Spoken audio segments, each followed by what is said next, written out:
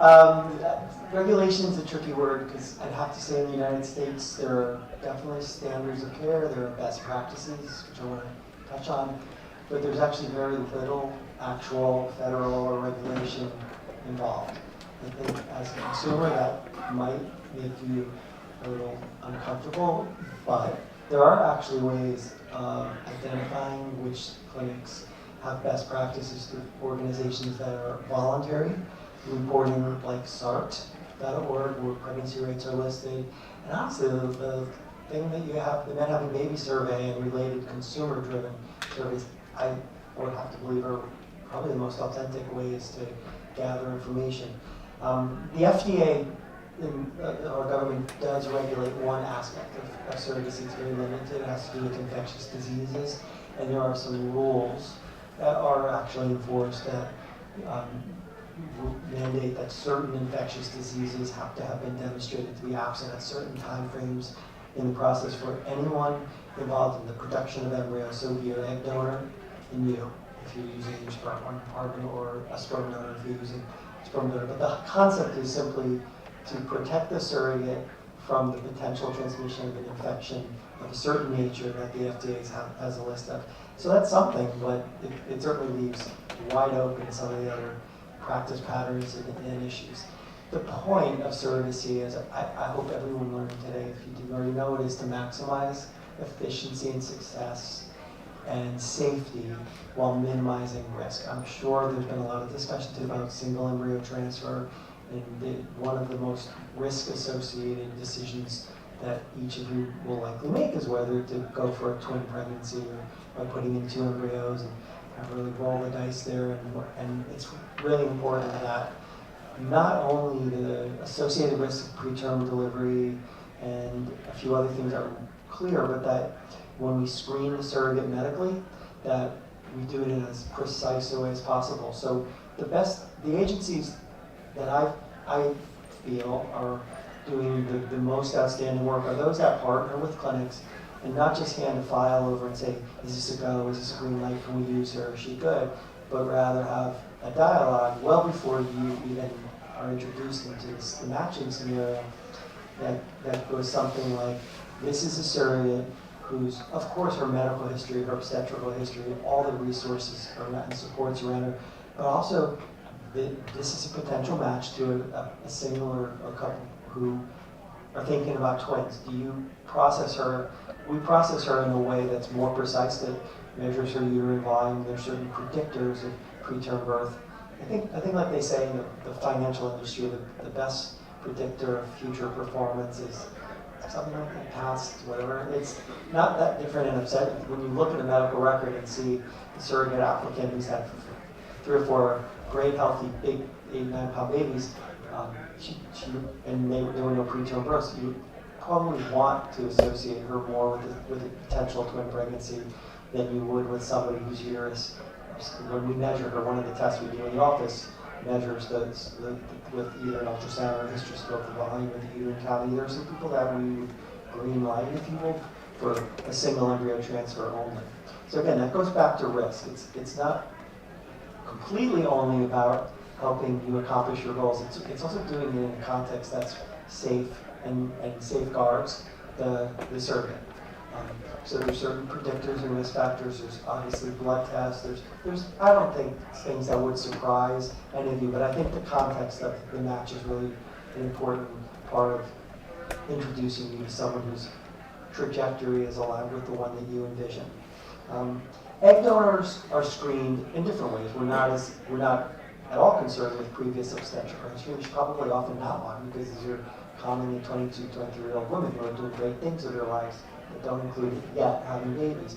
So there's a completely different way to screen egg donors. But the same infectious diseases and all that. And I think best practices vary, and I'm not sure I can say that the way my clinic does it is the best practice, but the way we do non-anonymous donations pretty much only. We don't require people to meet their donor, but we strongly encourage it, and our donor pool is extremely oriented from the beginning to have some type of interaction with the person to whom they're donating.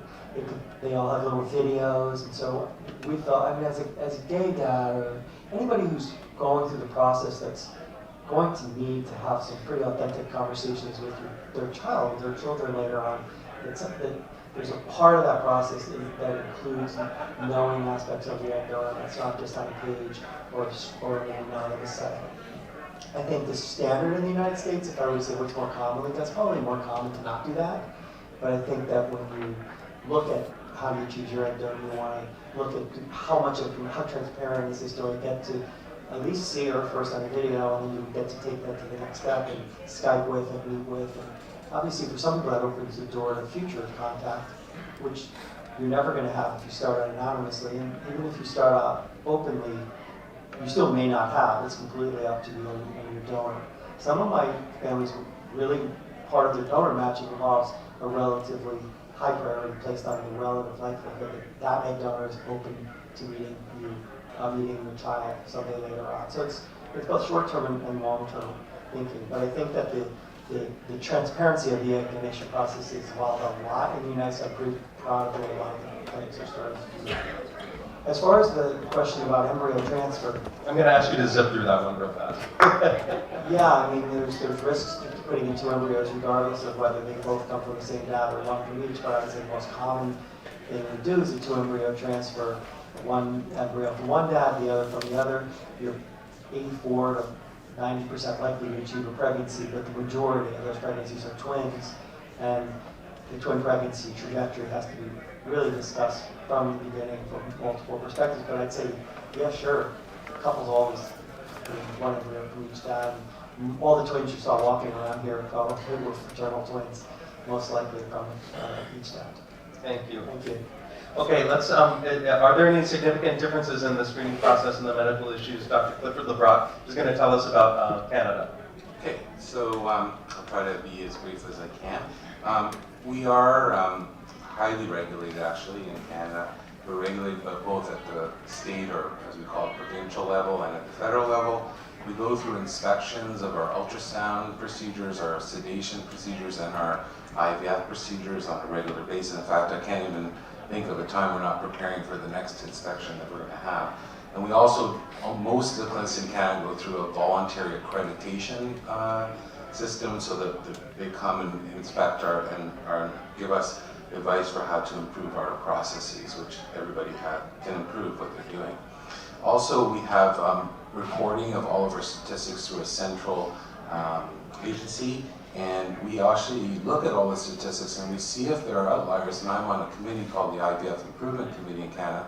We're good to each other. In other words, we help clinics that are struggling to try to improve their statistics so that we all provide the best possible care to the patients that we look after. So we're sort of more of a group effort in terms of helping patients to achieve their goal of having a baby, which is very unique in the world, actually.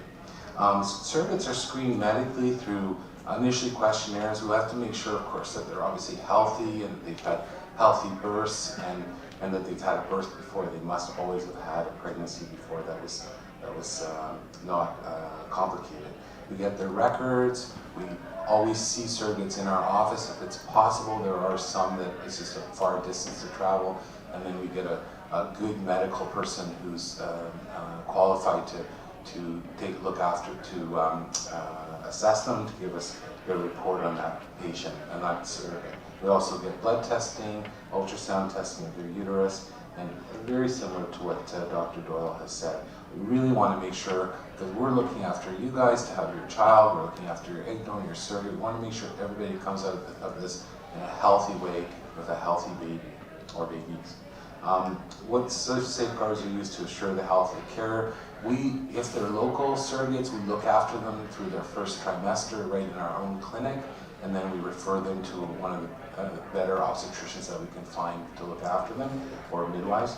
And also, if they're further away from the clinic, we always try to find the best possible medical person to look after them, who's often had experience with surrogacy, because I think that's an important thing, to have experience with surrogacy and looking after the special needs that are involved in that type of way of building your family. Egg donors are identified through agencies, and we refer many of our patients through egg helpers who are here today. If people can't find a donor, we have many great donors. Through them, we will work with several other agencies that are out there that are quite well known. I won't go through the details of who they are, but we can refer you to them. The egg donors are screened. They come to our clinic. We do a full medical assessment, physical examinations, blood testing, genetic testing, basically all of the similar things that are done, as Dr. Bell mentioned. They mostly come locally, so they won't have high costs of travel from more distant places, but some of the donors do come from further afar. The information about egg donors, I usually say you get more information about them than you probably knew about your partner when you got together.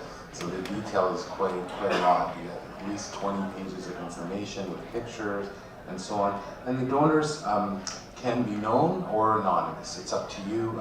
If they're anonymous, what that means is they have also the choice that some donors want to remain anonymous, or you want to do it in an anonymous way, but they have a choice of meeting the child after 18. If the child would like to meet them, they can be open to that or not open to that. It's about a 50-50 split for those anonymous donors, whether they're willing to meet the child after 18 when there's no parental legal support responsibilities for that child, and it's an adult and they can now decide what they'd like to do.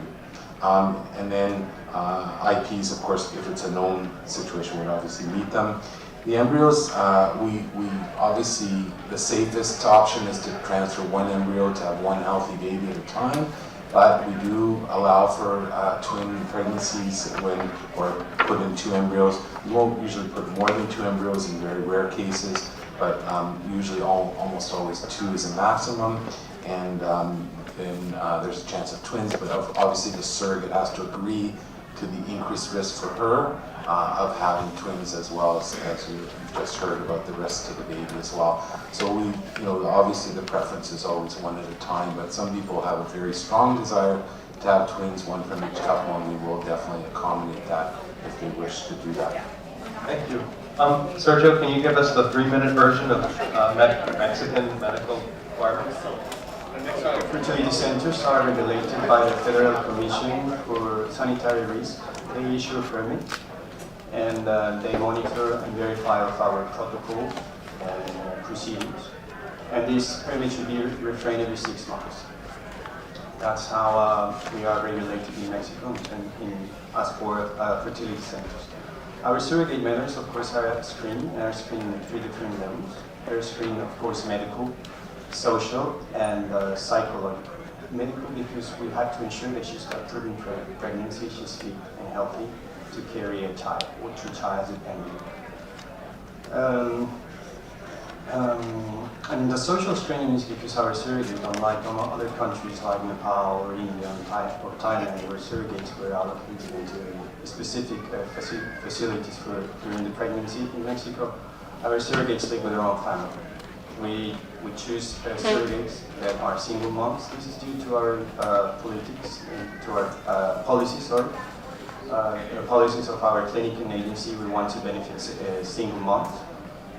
And that's why we select single moms to become a surrogate mom as well. It's very easy because we ensure that she's got proven pregnancy, has a little already healthy child. In order to become a surrogate mother, she must have at least 1 kid under 10 years old. What are the safeguards taken to assure the health of the carrier? Well, like I said, we screen the surrogate mother, and we assign a nutriologist. And our surrogate mother is of a mid-class level. This is because we select someone from a mid-class level because we don't want her to have any nutritional issue, because she will have to carry a boy during 9 months. A baby during 9 months. And the health of the carrier is ensured by all the different medical appointments that she will have to attend during the pregnancy. During the first trimester, the reports and the medical reports are sent to the eye test every 2 weeks. In case of twins, it is considered a high-risk pregnancy, and the reports and the medical appointments will be carry out every 15 days during the whole pregnancy period. We have many different joint ventures with different parties, such as egg banks in the US, international agencies, international donation agencies across the world, and of course we have a local bank. The donation, any donation in Mexico is anonymous. You can have lots of information about your donor, but you will never have access to any personal information. You can have clinic information, medical information about the donors, photographs are available, and you can have information about their parents, their grandparents, but you will never have access to personal information. As well, if you want to contact your donor when the kid turns 18 years old, that unfortunately is not allowed in Mexico. Otherwise, what you can do is, if you choose an international donor instead of a local donor, then you can ask your donor if she would like to meet her offspring in the years to come. But that's very unlikely to happen, at least in Mexico, due to the law. And us, in our clinic, as per medical protocol, we always transfer to embryos. This is to double the possibilities of achieving a positive pregnancy. But we cannot transfer two different embryos from two different men onto one surrogate mother. This is, by law indications, is completely forbidden. And if you want to transfer these embryos from different men, you have to do it by independent procedures. You have to have a surrogate mother for your own genetic material, and for the other that another surrogate mother will be needed to perform surrogacy. So what we cannot do is to transfer two different embryos from two different men onto a surrogate mother. That is not allowed in Mexico so far. Thank you. I'm gonna change the format just a little bit. I want to do a sort of a speed dating answer because I want to get some question and answers in.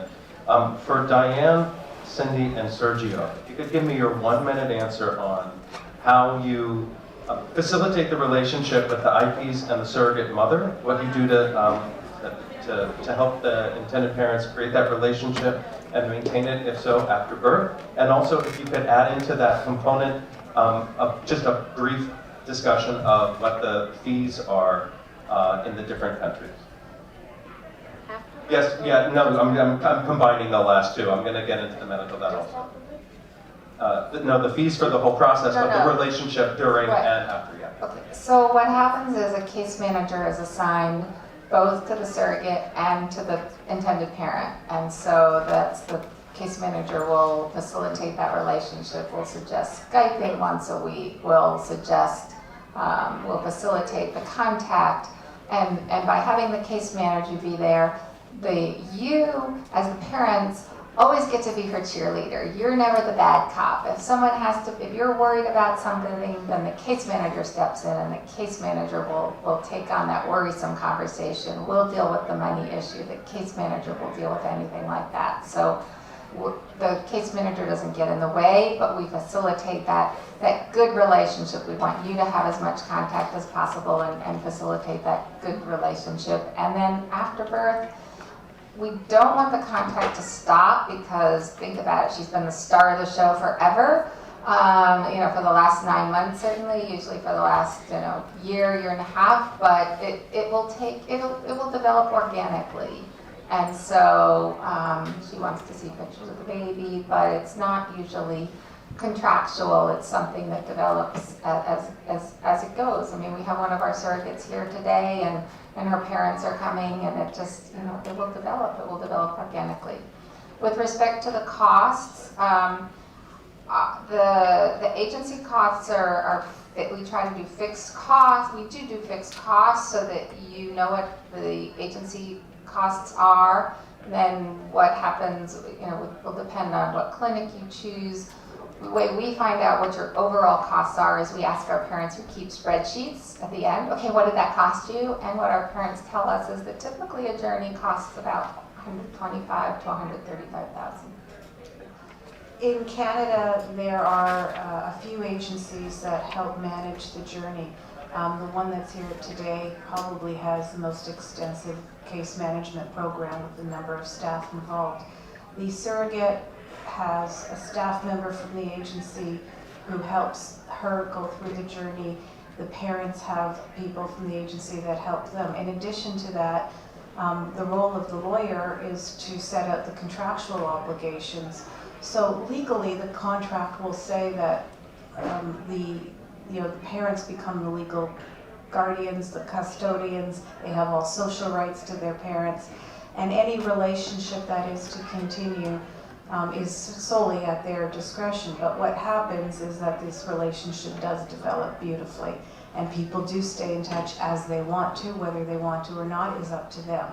And when you're choosing the surrogate at the beginning of the process, it's important to feel comfortable with what you think you want in that relationship and choose a surrogate who will share the same values as you. So some people do want very little contact, and they'll find a surrogate who's happy with that. Others want a lot of contact. At the other extreme, you can have that.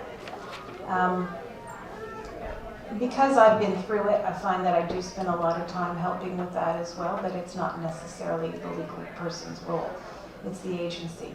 In terms of costs, I can tell you that the legals for egg donor and surrogacy contract for both lawyers, because donor and surrogate have a lawyer, as well as the parentage application, will cost about 10,000 Canadian, which is very good for you. So I think roughly about $70,000 Canadian for the entire process is a fair number. Thank you. And we're going to have the budgeting section in here also, so we'll be able to talk more specifically about medical costs. I want to hear from Sergio and briefly from Dr. Doyle and Dr. LeBrock about the medical costs. But Sergio, can you tell us about relationship facilitation and the costs in Mexico? Well, the relationship between the intended parents and the surrogate mother is more up to, it's a decision that is more up to the intended parents. There are intended parents who want to have an active communication with the surrogate mother. Some others, they don't want to even meet her. Like I said, surrogacy is available only in the state of Tabasco. So for signing the contract with the surrogate mother, you will meet your surrogate mother in a public notary, where you will sign the surrogate mother agreement. This is a good time to get acquainted with the surrogate mother, to exchange phone or email or Skype account.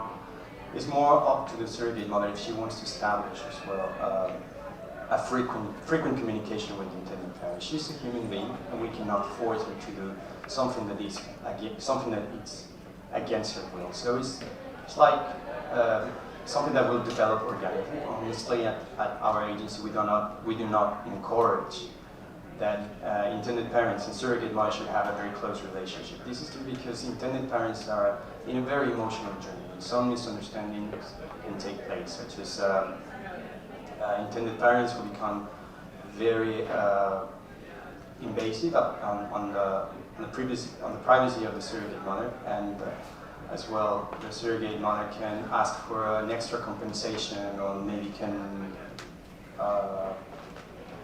ask for a gift, or things like that. You know, the surrogacy journey is not a short journey. It's complicated. So why should we add more complications to something that is very sensitive?